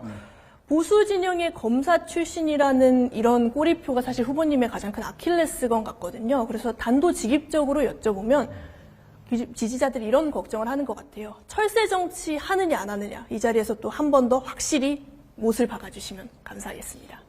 철새는 사실 살기 좋은 곳으로 옮겨가는 것이잖아요. 저는 정치하기 좋은 곳으로 옮겨왔습니다. 제가 찾은 아늑한 보금자리는 더불어민주당입니다. 그럼 더 이상 옮기시지 않겠다는 뜻으로. 여기가 좋은데 왜 옮겨가요? 알겠습니다. 지금까지 김용남 후보님을 만나봤습니다. 후보 똑똑 강민경입니다. 네, 선거 앞두고 격전지 후보들에게 공약과 각오를 듣는 민심 똑똑. 재보궐선거 최대 격전지인 평택을의 민주당 김용남 후보를 만나봤고요. 다음 뉴스에서는 국민의힘 유희동 후보 그리고 조국혁신당의 조국 후보의 얘기도 계속해서 전해드리겠습니다. 네, 다음 소식입니다. 미국과 이란이 고농축 우라늄 처리를 놓고 대치하고 있는데요. 그 배경에는 과거 오바마 정부의 핵 합의를 깨버린 트럼프 대통령 스스로의 족쇄가 작용하고 있습니다. 어떤 얘기인지 권영희 기자가 보도합니다. 지금의 농축 우라늄 처리 문제는 8년 전 트럼프 대통령의 선언에서 비롯됐습니다. 오바마 행정부의 이란 핵 합의를 최악이라고 깎아내리며 판을 엎었습니다. I will sign a presidential memorandum to begin reinstating U.S. nuclear sanctions on the Iranian regime. 2015년 오바마 정부가 맺은 합의는 이란이 핵 개발을 동결하는 대가로 경제 제재를 풀어주는 방식이었습니다. 당시엔 이란의 우라늄 농축도가 4% 미만으로 묶여 있었습니다. 판이 깨진 지금은 무기급인 60%까지 치솟아 트럼프가 마주한 협상 환경은 비교할 수 없이 나빠졌습니다. What President Trump now has to do is frankly get them to again agree to what they already agreed to, which should underscore the absurdity of the situation that we're finding ourselves in. 결국 이란의 우라늄을 남겨두는 식의 타협은 트럼프에게 곧 정치적 패배를 의미합니다. 어떻게든 오바마보다 나은 성과를 증명해야 하기에 우라늄을 미국이 직접 확보해 파괴하겠다는 초강수를 둘 수밖에 없습니다. Then they come back and they want to negotiate, and they give us a stupid proposal. And nobody would take it, although Obama would have taken it, Biden would have taken it. What they took was far worse.